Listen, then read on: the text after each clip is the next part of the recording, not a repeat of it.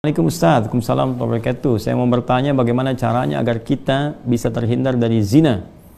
Ya, dan apakah kalau saya bertobat dosa zina saya yang lalu bisa diampuni Allah Subhanahu wa taala? Saya senang sekali dengan pertanyaannya. Ya, saya mau bertanya bagaimana caranya agar kita, berarti Anda dan saya kan, kita semua bisa terhindar dari zina. Nah, itu bagus sekali untuk kita semua karena banyak potensi-potensi yang bisa menjerumuskan kepada itu.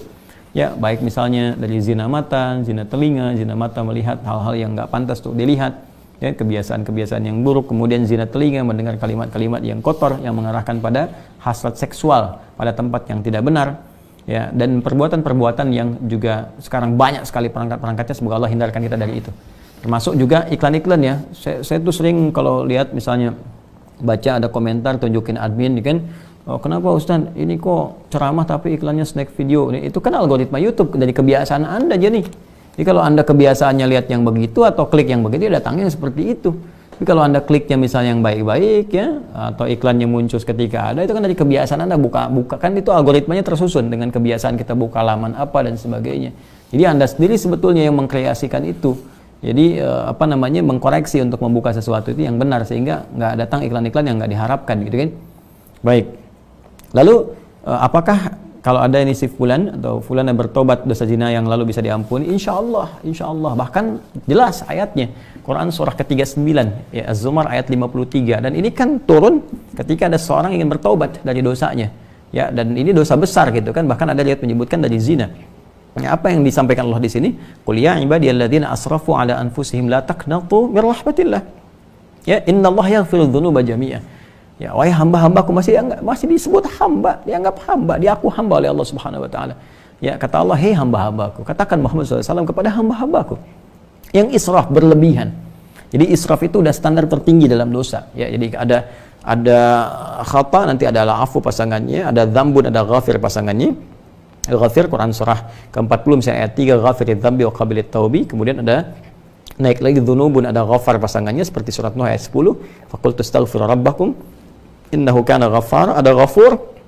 Kalau naik lagi dzunubun ma'adh-dzulmi, jadi khata'un, dzambun, dzunubun ma'adh-dzulmi pasangannya ghafur, kemudian israf pasangannya rahim. Ya, israf pasangannya apa? Rahim. Makanya disatukan di Al-Baqarah ayat 286 kan? Rabbana la tu'akhidna in nasina aw akhtana khata'. Rabbana wa la tahmil 'alaina isran kama hamaltahu 'alal ladzina min qablina. Itu dzambun dan dzunubun ma'adh-dzulmi. Rabbana wa la tuhammilna ma la taqata lana bihi, seperti israf. Wa'fu 'anna al-'afwu waghfir lana, ghafir, ghaffar dan ghafur, warhamna rahim. Nah, tingkat tertinggi ini dosa-dosa besar, seperti zina kan dosa besar. Yang membunuh dosa besar. Maka kata Allah, "Qul ya ibadiyalladzina asrafu 'ala anfusihim," hai hamba-hambaku yang pernah berbuat israf. Mungkin ada sebagian yang pernah zina, pernah membunuh, dosa-dosa besar, ya, pernah korupsi, mau tobat dan sebagainya. Masya Allah, ya, alhamdulillah dia mau tobat, mau kembali karena mungkin doa orang tuanya, doa sekitarnya, kesadaran dirinya, kan? Kemudian la taqnatu min rahmatillah, jangan putus asa dari rahmat Allah Subhanahu wa taala. Innallaha yaghfiru dzunuba jami'a. Allah akan mengampuni dosa-dosa itu seluruhnya sepanjang kamu mau tobat. Sepanjang mau tobat. Makanya Allah itu sangat menyukai orang-orang yang tobat dan berusaha kemudian kita mendekat kepada Allah. Dan Allah pun berikan jalan sampai titik terakhir dia, sampai nyawa di kerongkongan. Kan yang paling viral itu kisah Firaun, kan?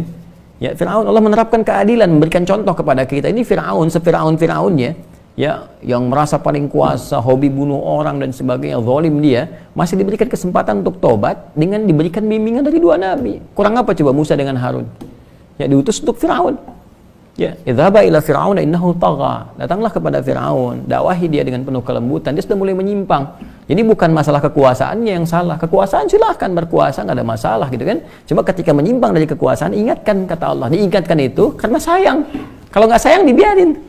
Ya, oke, kalau ada ulama bisa mengingatkan, ustaz mengingatkan, kita yang keliru dan sebagainya, nggak usah marah. Kan? Nah, kalau kebaikan kita terima dengan cara yang baik dan mengingatkan pula dengan cara yang baik. Karena kalimat Qur'annya faqul lahu qawlan layyina, katakan dengan cara yang lembut. Ya, supaya dengan kelembutan itu la'allahu yatadzakkara aw yakhsha, mungkin dengan kelembutan itu dia sadar. Ya, ingat kembali bahwa keliru, dia khawatir, dia takut dengan Allah Subhanahu wa taala. Jadi Firaun pun dapat diberikan petunjuk oleh Allah dengan dua nabi, bayangkan, cuman dianya yang nggak mau. Ya, begitu nyawa ke kerongkongan baru munculkan daya tawar gitu. Itu yang jadi persoalan. Ya, jadi semua punya kesempatan untuk kembali.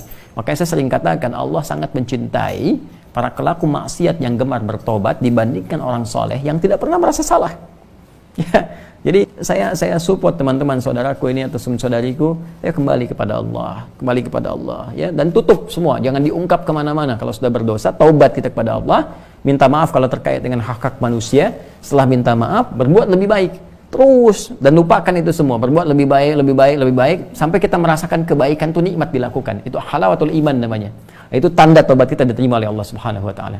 Tanda taubat itu kan ketika kita menyesali, mengakui, menyesali, kemudian ada rasa nggak enak untuk mengerjakan lagi atau bahkan mendengar, ya ini saya nggak mau dengar, acara-acara gini sudah nggak suka dan sebagainya. Terus berganti jadi kebaikan, nonton yang bagus-bagus, bacaan yang baik, enak sholat dan sebagainya. Itu tanda taubat kita diterima oleh Allah Subhanahu wa taala. Ya, jadi di sini saya kira semua punya kesempatan yang sama untuk menjadi baik, untuk dimuliakan oleh Allah Subhanahu wa taala, dan tidak sungkan kita mendoakan setiap orang termasuk diri kita sendiri, yang untuk selalu berusaha ya, konsisten pada nilai-nilai kebaikan.